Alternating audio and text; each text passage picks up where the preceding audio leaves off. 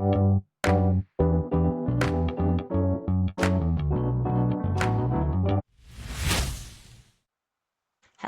and welcome to Stumbling Forward, a podcast about real people and the failures, spiritual awakenings, life changes, and lessons learned that shape them into who they are today.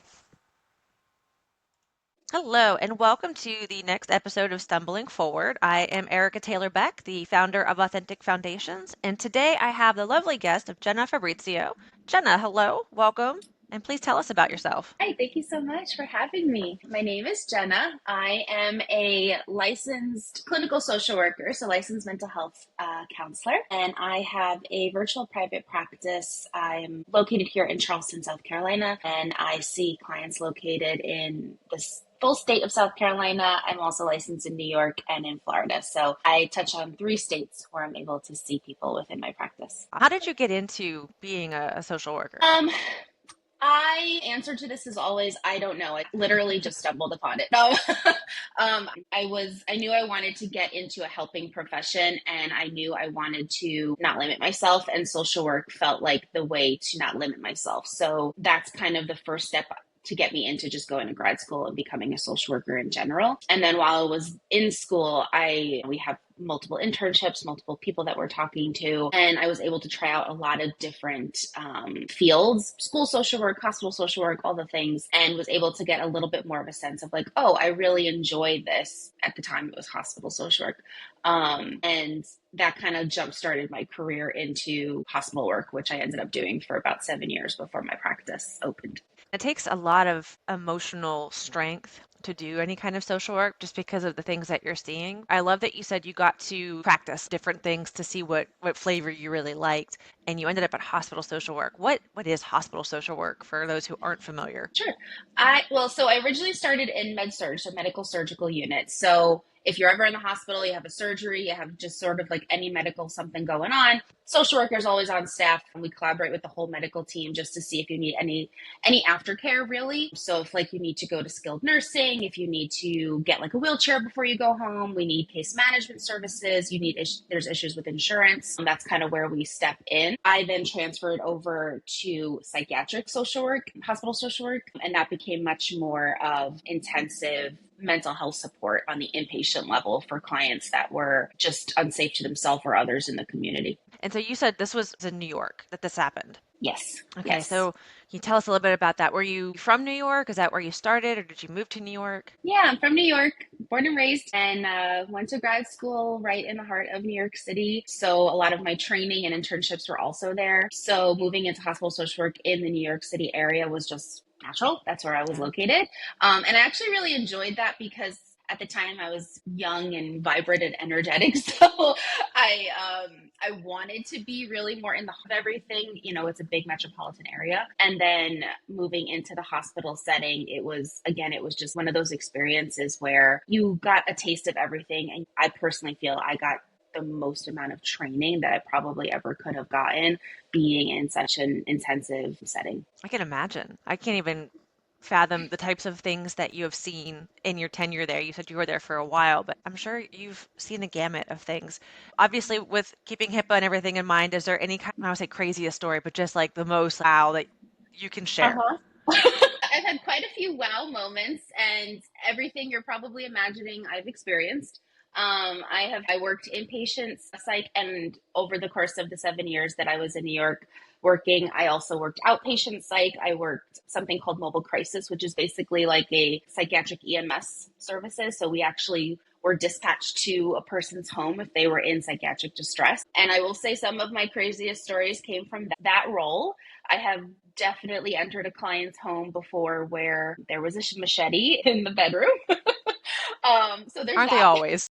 Yes, there's been definitely a lot of those moments. They sound scary when I talk about them, I'm sure. Personally, I have been trained really extensively to handle situations like that. So yeah, it's a little scary in the moment, but I also really learned how to move in those situations. There's been quite a number of other situations, you know, inpatient, there's always something going on. And honestly, The one that sticks out to me is not necessarily a crazy intensive story from the inpatient world, but more of a like heartwarming story. The clients come in and they're scared, especially if they've never been in a setting like this. You're stripped of everything you own. You can't have your phone. You can't have your clothing. If you're a risk, you can't have like jewelry or anything around your neck. It's scary, especially if you've never experienced this. So some of my favorite stories are when I've been able to kind of see a client from the beginning coming into the setting of hospital and then working with them all the way through to the point of getting them supportive housing, actually bringing them on these housing interviews in the middle of New York City and seeing that they could now like be on their own again and show them their new environment. I've had clients, parents or family members that have brought me flowers, which is really nice. And it's not necessarily about the gift, but it's more about the fact that they really appreciated the work. Those stories are really the ones that stick out. Which is great because that is beautiful. It's more of the sentiment that thank you for helping our child. Having gone through a crisis in my early 20s and I was in a really bad place, and I know that it did some damage to my parents. I know they were very worried for a long time, and so now obviously that I'm better, looking back from a clear and healthy head, looking at the impact that it had on those around me, it's hard to know that you did that to somebody or put them through that. And so I can imagine how grateful those parents were to have somebody like you to be there to walk through that with them and to help them to guide them through that. And that's just amazing and beautiful. And I can imagine too, you said you were trained really well. You knew how to move in situations. And so things that might sound really wild to those of us who are not in the field, the stuff that you see every day, we might think, oh my gosh, but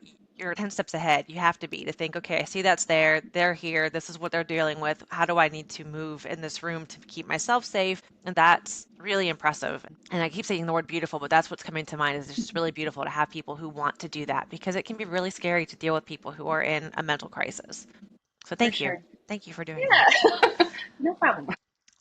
So you mentioned that you are now in Charleston, but what happened to get you from, obviously it sounds like you really loved what you were doing in New York and you were in a really great position that you loved, but how did you transition to the South? Well, life intervened as it does. And I personally believe that if life had not intervened, I would not have ended up in the South. I would have stayed in New York. I would have stayed in my career. I probably would have stayed in the hospital system until I was ready to retire. It was one of those kind of jobs. Life intervened and I needed to be closer to my family. My dad got sick and it was really important that I was here. They had also transitioned down to the South a couple of years prior. At the time, it was very much a divine intervention where when you become a social worker, you get two different licenses over the course of several years. So I had just received my clinical or what they call independent licensure a couple of months prior before I made the decision to move.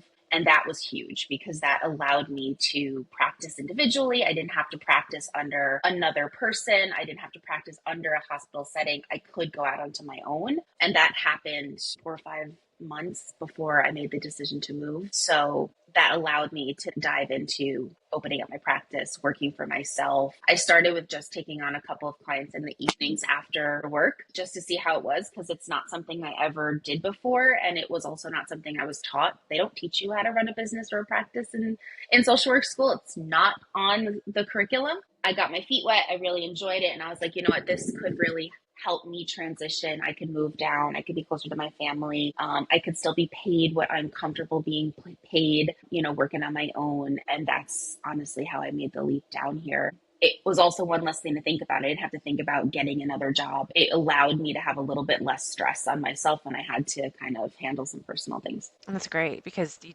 have a lot going on, already moving, and then dealing with family members that are dealing with some health issues. The last thing you need is to try to figure out how do I get myself started at a new company, new business, and have Mm-hmm. to adapt to their schedule because you really can't ask for flexibility when you're brand new because that's Yeah. typically not well received. Like you said, divine intervention, the timing worked out really well and for you to be able to do that.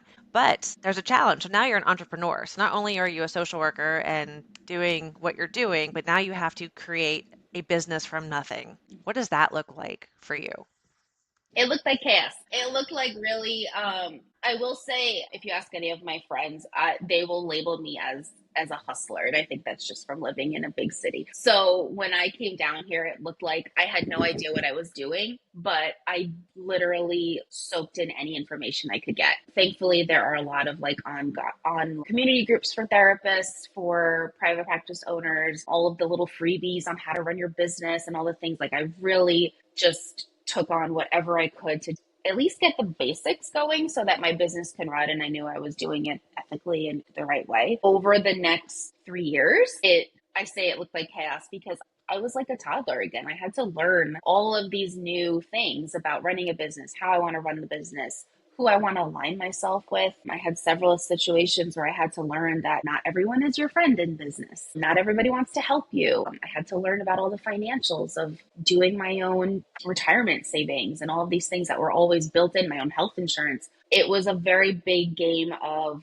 figure it out. And honestly, if I look back on it now, I have no idea how I did it. I feel like it blacked it out. But in the moment, there was no other option. I just had to do it. That's typically how it works. I don't know how I got it done, but you don't really have a choice. You just have to Mm-hmm. get it done and you figure it out. But then you look back and you think, wow, like, good job, me, for doing that. Because if you were to ask me to do it today, I don't know to start, but you just one piece after another. If you had advice for somebody who is starting a business or starting over, essentially, what guidance or advice would you suggest to somebody to help make that process maybe a little less overwhelming, if you can? Maybe it's just going to be overwhelming, but if you could, what would you Yeah. suggest? And this might be overwhelming for some, but I usually say yes to things. Give yourself a period of time to experiment, to go to different networking events, have one-on-ones with people. Just say yes to trying different things. I think at the bottom line, that's really what I did is I just said yes to a lot of things. And then along the way, it kind of like I came down into really what I wanted myself, my life, my business to look like. So obviously say yes within reason, but allow yourself to go out there and just like a big part of starting your business is people knowing who you are. Word of mouth is huge. Networking is huge. You never know who knows somebody who knows somebody. And quite honestly, that's also how my business has grown so much. So getting out there, meeting people, saying yes, and just like being open to talking to people and having conversation. I like that a lot. And that's really great advice because a lot of people might be, you've got 50% probably introverts and extroverts doing Mm-hmm. business. And it's hard if you're an introvert to go out and network and put yourself out there, and if you're somebody who is a people pleaser or all of the things that we carry along with us, it's really hard to advertise yourself and to sell yourself online and social media and to meet people because it's referrals, it's word of mouth. It's I saw a post that you wrote and I followed you and lurked for a while and then suddenly I made the decision 3 months later. You never know who's watching and who's looking. And that sounds really creepy, but typically of those first buyers don't necessarily engage. They're watching, they're seeing it, they like it. They don't necessarily click the like button, but they're there. And then suddenly they decide to pull the trigger and it's great, but you do have to put yourself into new situations that are probably very different than what you're used to and maybe what you're comfortable with. But as an entrepreneur, you don't really have an option because if you're not going to sell yourself, nobody else is going to sell you either, or nobody else knows that you exist. So you have to just suck it up and put yourself in those situations. I think that's really good advice. You mentioned you can't really trust everybody, and I Yes. think that's a fair statement for a lot of things, but definitely as an entrepreneur, do you want to share a little bit more about what you meant by that? Sure. Yeah, and it's not necessarily all, bad or harmful. It's that, not everybody has the same goals as you, or not everybody has the same values as you. So for me, it was probably a little bit naive in the beginning of trusting everybody and thinking everybody was, a kind person and wanting to help. And for the most part, that was true. I'm not going to say it wasn't, but there were definitely situations where people were not as aligned in collaborating or interested in collaborating, especially in business, especially in small business. You do come across people that are more competitive, that really are out for themselves. And I learned very quickly that personally did not feel good for me. I am a helper at heart. So anything that's going to be negative or not supportive, that's not for me. So I learned very quickly about that. Being able to set boundaries with those people or those communities or those groups. It took me some time to learn it, but I think I'm learning it. So in the same way that I would tell somebody to say yes to business and to getting out there, I would also probably say no to the things that just don't feel good. For me, anybody that is going to be competitive or is comparing themselves to you or what you've done to them, I don't really need to be around you. I am very, very, very, very grateful in the fact that I have found some really beautiful colleagues and friendships that we just want to see each other win. One of my friends calls it like being the best hype girl ever. And quite honestly, she is the best hype girl ever. Because You need that, especially in solo entrepreneurship. So honestly, looking for that, looking for people that are not going to, want to compete with you or compare with you, people that are going to really want to just support you, cheer you on, shout you out on social media, right? Like, shout you out when you're in a networking group and they're like, oh my God, have you met Jenna? She is so good at X, Y, and Z. Let me connect you. Like, those are the people you want to be around. And that really just makes the whole experience feels a lot better. For sure. That's a really good tip as well for entrepreneurs because algorithms on any kind of social media, once you start looking up something, you get a bunch of them. And so if you start looking up people who might be in coaching or in private social work, you start getting a bunch of these same people who are doing similar things and or business coaches or whatever it might be. And everybody is selling something. And some people genuinely do have things out there for sale. And some people make it seem like they are offering support or free help, but it's really not. And then some people just want to connect because they want to see what you're doing so that they can do Mm-hmm. similar or check out the competitors. And you're right, not everybody has the same intentions and the same goals. I created a lot of online courses, and for me, they were genuine courses that I would give to my employees if I had a team. I'd be like, here's what you can use to develop yourself. So they're legit. But some people create courses that are really sparse and it's just the bare minimum and stuff that you could find by a quick Google search. And they charge an arm and a leg for it. And you're thinking, I'm going to get this really great content that's going to help me with this piece of my business that I'm struggling with. And you pay for it. And then you take it and womp womp. I feel like I got ripped off. And there's a Mm-hmm. lot of that out there. And then you start to think, well, does everybody think that people who are selling courses that they're all like this? Because mine aren't like that. And so you start to worry a little bit about what's out there and how people perceive what you're doing based on some others who are not making a good name for it. It definitely is nice to meet people who are in a similar boat because they can relate to what you're going through and some of the challenges and the ups and downs. Because even if you are in a relationship, you're married, you have, a partner that wants to empathize, if they're in a very different business, they can't quite understand all the ins and outs. So it helps to talk to people who know some of the challenges that you're dealing with and the terms and technologies that you're using. It's hard to kind of discern, and that's the word I've been thinking of and using a lot lately is as a leader and as an entrepreneur, discernment has been something I've really had to develop. What's a good battle to fight? What's worth my time and energy? What's worth my money? So trying to be really discerning about who I'm letting in, what I'm taking on, things like that. And I feel like that's really good advice to try to find more hype people.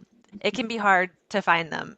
A lot of them actually, you can find them online. Sometimes you will find better people online on social media in different groups than you might have in your own personal life because your personal people might be like, oh, why are you doing that? That doesn't make sense. Or you had such a great job before. Why would you do this? And other people online are like, woo, you made a sale, go you. And they're just really supportive. And it's nice to have that kind of environment and that system. For sure. And quite honestly, I really believe that the more that you kind of lean into that energy, the more you're going to attract those people. I think I was saying this the other day that one of my words of the year is no, saying no. Being able to just not say yes to all the things that you were just describing, all the things that look shiny and bright that are not necessarily going to be supportive to me. The more I've been able to do that, the more that I have been able to attract people that are the type of people or attract the type of environments that I want to be in.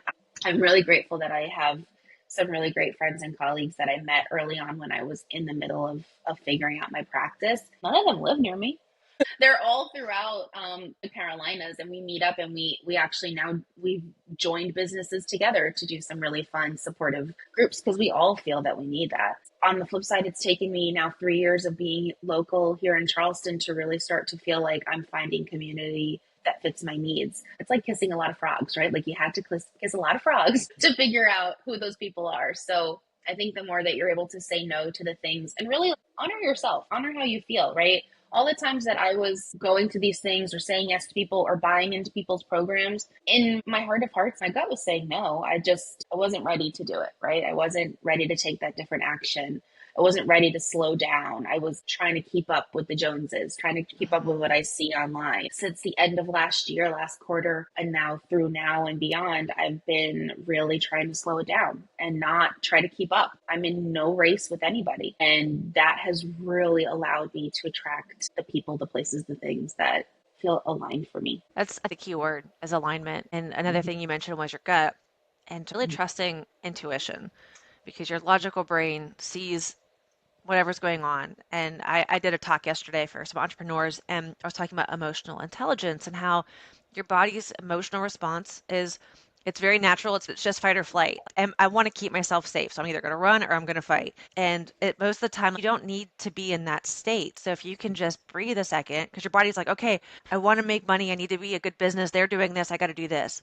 And if you Mm-hmm. just calm down a second and do some of those exercises to get yourself down from a 10 to maybe a 5, whatever it is, just enough where your logic can kick back in. Is this the right move for me right now? And if you really listen to your body, it will tell you, yes, go ahead and do that. Not really Mm-hmm. feeling it. That just don't really feel super aligned with that person, the way they're selling. I don't know that that's how I want to build that piece of my business. So listen to the gut feel, slow down, like don't let your emotions get the better of you. But then alignment.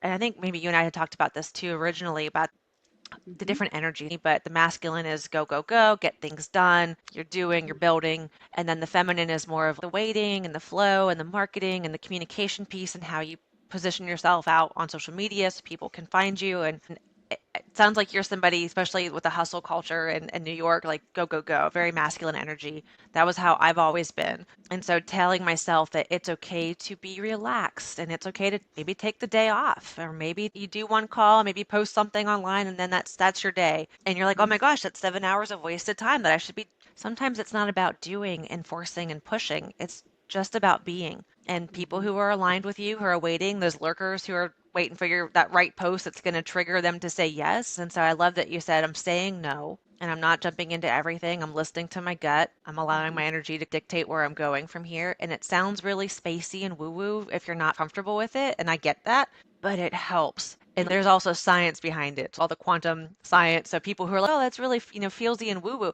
There's science behind this stuff. Mm-hmm. So trust in that a little bit.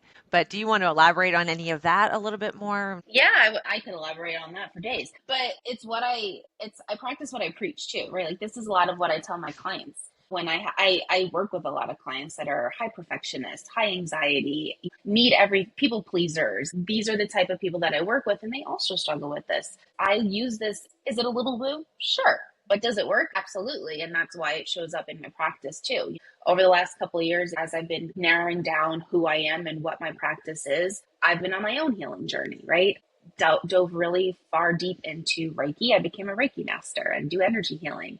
I do sound healing. It's one of my favorite things to do, to play the crystal bowls. I do I love those, women's events and women's community healings. And I love all of that stuff because it is very much about alignment. It's about really like aligning your chakras. It's about aligning all those internal things. I dove really deep into human design, which is all about, at least for my design type, all about the gut. It's all about the gut intuition and the gut instinct. And I, for a long time, was not listening to my gut. I was not listening to what it was screaming at me to do. And the more that I've been able to do that, yeah, is it very different than my hustle culture? Absolutely. But I can tell you that I feel happier than I've ever been. I want to have a business that's successful. I want to have a life that's successful too. And that means I have to listen to my gut. It means I have to say no. I tell my clients all the time, press pause. Before you just keep going, before you say yes, and then you were kind of alluding to that too, just press pause for a minute. Am I just doing this because I'm stuck in this hamster wheel? Or am I doing this because I really want to? And the more that I've been able to do that, the more it feels good for myself. I think my practice is heading in, and my business in general is heading in a direction I want it to go in. But if you just keep going for the sake of it, for the sake of what other people are doing online, you are not leaning into what you want and what your vision is. So there's no finish line. The goal, at least for myself, is to keep this going and to keep expanding and to evolving with myself and my business. I shouldn't be in a rush, you know? So this is saying no, alignment, the gut feeling. It's much more important than I think people realize. Yes. Do you feel like your definition of success has changed? Many times over.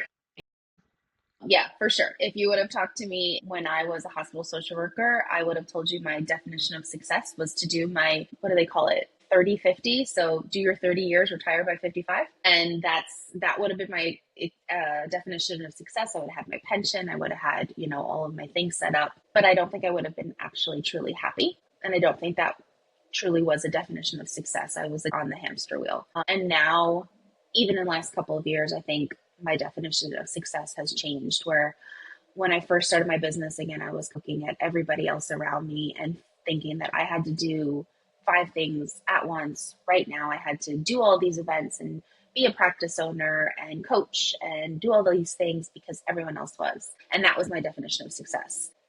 Today, my definition of success is, yeah, I still have a lot of interest. There's still a lot of things I want to do. I want to keep my practice going. I want to keep doing some of the other healing, holistic work in and out of the practice room. I love to coach wellness practitioners with the mindset that I have around how to be a business owner, especially because practitioners like myself don't really have a lot of business training. I love to do all that stuff. But my definition of success is also to have a life. My definition of success is to have balance, is to not feel like I'm chained to my desk. It's to not feel like I have to be out doing all the time. If I have one big event of the month, even, or one big, like, networking experience or whatever it is, that's amazing. And that's enough for me. My definition of success truly is finding the balance and not feeling like I'm running around like a chicken without a head all the time. Yeah, I like that a lot. And I agree that my definition has also changed as I'm getting older. And when I was in corporate, I worked ridiculous amounts and I prioritized my job over everything. I will admit that. And I'm not proud of that now. And I see it a lot more clearly that I prioritized it over my marriage and other things, and I thought that I was really happy because I did enjoy it. I did. I liked it. I loved my team. I was happy. But when I left and I was able to have more free time because I had taken a sabbatical and I didn't have to work at all for a little bit, and I realized how much happier I was when I didn't have to get up and go, go, go. And I would never take bathroom breaks. And it wasn't because my manager, my boss, or my company ever said I couldn't. It just that's how I worked. I just was like in my flow and just going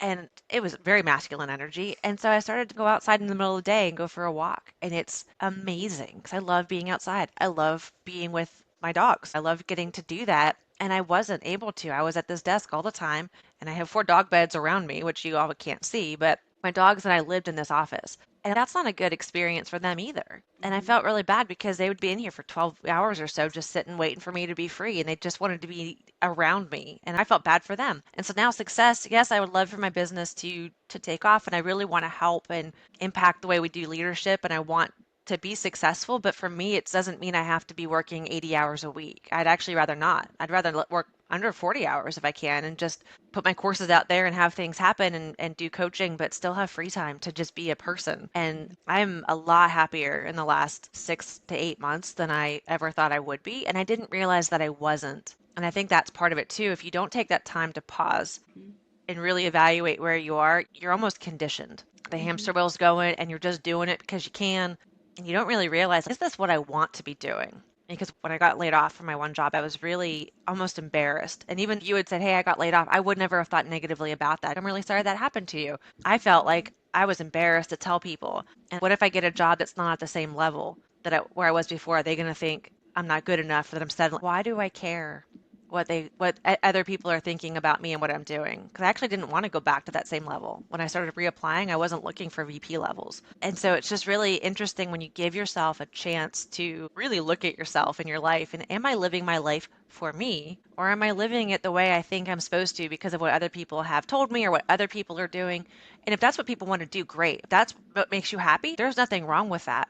But if it's not, you don't have to keep doing it. And that's something I don't think we tell people that you don't have to maintain status quo because that's what everybody else is doing or telling you to do if that really is not what's making you happy. And it's beautiful for the folks who are able to do it, whether it's something that happens that pushes them out or they make that change on their own. But when you finally do that and you realize, like you said, I'm much happier than I was, even though you loved what you were doing. Now you are still in South Carolina. Are you planning on staying in South Carolina? Do you have any aspirations to go back to New York, or are you like, this is where I'm at? Well, New York will always be home.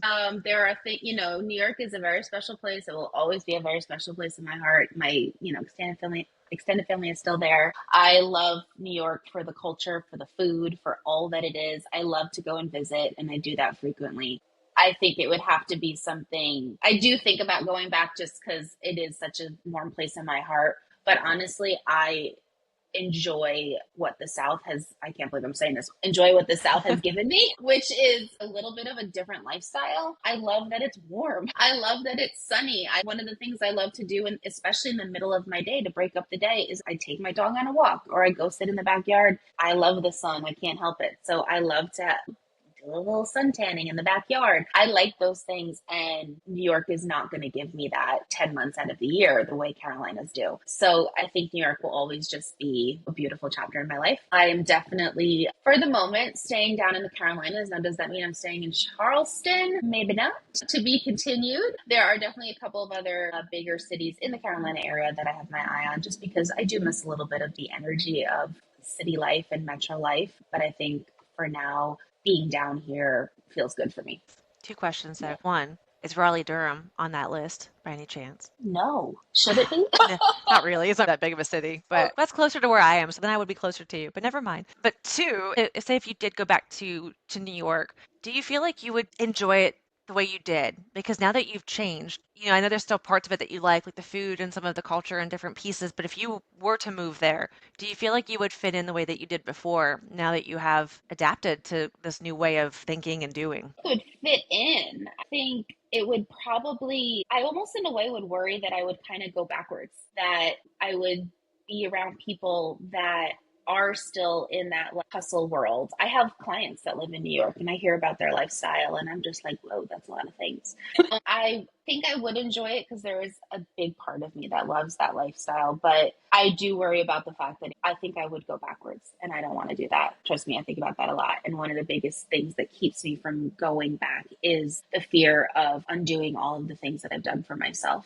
I'm okay with the moment for it being, a place I can visit and kind of enjoy the things that I enjoy and then come back to what I now call home. I will tell you, Charlotte is on the list So that's a couple of hours away. That's potential still close places. enough. Yeah. It's definitely on the list. And I love Charleston. It's beautiful. It's a little sleepy for me. I gotta find a happy medium. Yeah, it's beautiful. It is very beautiful, but a huge shift from New York. Charlotte is a little bit bigger and busier. Not New Yeah, York level, but definitely more than Charleston. yeah, for sure, for sure. So yeah, I'm very cognizant, especially in this moment, of moving forward. So any decision I make, it has to be in alignment with that. I love it. So you also mentioned building a community. And I know that's something that you said that you had been kind of building a community around you, not just personally, but an actual community. Do you want to talk a little bit about what you're doing Yeah. there? I would love to. So I have a bunch of communities, and I think a lot of them are personal slash professional. Especially in my world, we're all helpers and healers, and so we're also looking for friends and personal community too. I since I moved to Charleston, one of the biggest things I started doing was hosting mini day retreats for women. So I have hosted, I think, four in the Charleston area. I actually did host one in Raleigh last fall. I wish I could have told you. I I wish I know. knew you then. I know. I have a friend up there, so we co-hosted the day together. I hosted about, I think it was four over the course of the last year and a half. And I've had several, return attendees, and those events are always more for just women that are looking for healing, community, a break from the daily life. And we offer sound and Reiki and women's circles and lunch and self care. And it's like a really beautiful experience. I've done those quite a number of times. They're always just fun. And I love them because these are not necessarily other practitioners. Sometimes they are because they want to break too, but I love that it's just a way to meet the community and also support the community. I've alongside two of my most dear friends and now colleagues, we created something called the Carolina Wellness Entrepreneur Collective. But it is a collective of wellness practitioners across the Carolinas that are looking for support, for community, for collaboration. And we have hosted multiple events throughout Charleston, Charlotte, and the Wilmington area for a combination of networking, self care, and some business coaching and support. So we've hosted several of those events. Our last one actually was in Charleston in January. And those are always really fun because it's a way to network and build your professional network and community, but also pour back into each other with self-care. We always do a sound bath. We call ourselves a band because I do the sound bowls and then my two partners do the chimes, the wave drum. We just kind of bring it all together and it's just a beautiful experience. So I'm really, really proud of that community because it's something that we all, the three of us, grew together over a very similar need to have supportive, collaborative community. And then I also coach individually wellness practitioners like myself that are needing support, whether it's one-on-one with like the basics of being a business owner, but also we do a lot about visibility and getting visible online and also local and getting out of that mindset of I don't know how to market or what to do when it comes to marketing or just getting out of your own head with some of those things. So I love that too, because to me, that's my community also, whether they're local to Charleston or not, those are people that I can support on a one-on-one basis, but then also just really cheer them on. I love to cheer them on online. To me, they're all my community. And that's been a huge part of, for me, for being my business. I think that's incredible. When does your band's next album drop? That's a great question. I can tell you it's not live yet, but in June we will most likely be in Wilmington for it's actually going to be an extended 1 day session for networking. We are going to have our sound. We actually have a very special person coming into town to hopefully do some headshots and lifestyle shoots for Nice. for the attendees. We'll do some mini workshops on visibility and coaching in your business and just kind of the mindset. So it's not live yet, so don't quote me, but it will likely be happening around the June mark, around actually the summer solstice, so end of June. Awesome. You all should record and put that either on YouTube or even Spotify. People would listen to that. I listen to just music and calming things in the background while I'm doing stuff, and I feel like you might maybe You know like the what? next big thing. Never say never. The three of us are really cool. We all are a different human design type. I'm a generator. My two partners are a manifester and a manifesting generator. So between the three of us, the amount of ideas that come up are always endless. So if I said, hey guys, we have to record, chances are we would make it happen. I'm also a Yeah. generator. I'm still digging into all of mine and all of the pieces to it, but I'm a 4/6 generator. Oh, okay. I'm a 2/4 generator. Okay, so you know what all of these things. Yes. Okay. Yes. I've actually, if we dive into human design, we'll never end. It was one of the things on my healing journey too, and honestly has become something I help my clients with one-on-one now. And I have started hosting intro to human design workshops. I just did one 2 weeks ago for one of my local women in business communities here in Nice. Charleston. So I love human design. I'm still super new with it, but I know I did look up what my 4/6 meant, and this actually makes a lot of sense. And so does the Mm-hmm. generator. You mentioned the gut feel and the sacral, like that makes a lot of sense too. And I was like, oh, I've been Yeah. living a lot up here instead of living in the gut and actually trusting my intuition. So that has been something I'm learning to do. You have a lot of skills to offer, and I think really for your clients, I think that sounds really great because you can do a little bit of a mix of things. So a little bit of human design, you can do a little bit of traditional therapy, a little bit of music. I think that is a really great way to meet people where they are because I always say one size doesn't fit all. You can bring in a little bit of the woo woo and a little bit of this or that. I think that's really great for folks to have those options. But I'm super impressed. You've got a lot of skills up your sleeve. Thank you. I think it's the generator in me. I like certain things and I like to learn more. But I definitely see that with my clients. I call myself either a holistic therapist or an integrative therapist because I integrate so many different things into the therapeutic room. And I often find that when I bring in more of the holistic tools, whether it's human design, I'm also trained in brain spotting, which is a somatic treatment modality for trauma, for just healing past situations, healing anything that maybe you're stuck with. It's very somatic and body based. I find when I bring in those tools, the more woo tools, the clients actually lean into it more because for whatever reason, it's just more validating. I will bring in an oracle card into a therapeutic room. I've had clients that ask me at the end of session, can we just pull a card? And for them, it's sort of the mindset for the rest of their week or the focus until I see them again. And it's just validating. Whereas sometimes the bigger concepts, bigger mental health concepts are hard for them to conceptualize, or to general, like journal and doing all of these like basic coping tools. They're like, yeah, I know that, but it doesn't necessarily really help them. But when I bring out some of the other tools, I find that they understand it, and they soak it up in a different level, and that's why I keep using it. There's a level of personalization with it where you feel this is my card. This card is for me, and this is the message. When you do an assessment of some sort and you get your result, like your human design, and you read it, this is about me. And everyone loves to read about themselves and learn about themselves. And so when you do something like that, I don't know, I feel like there's a different level of connection to it. And I think people are like, what's this telling me about myself that I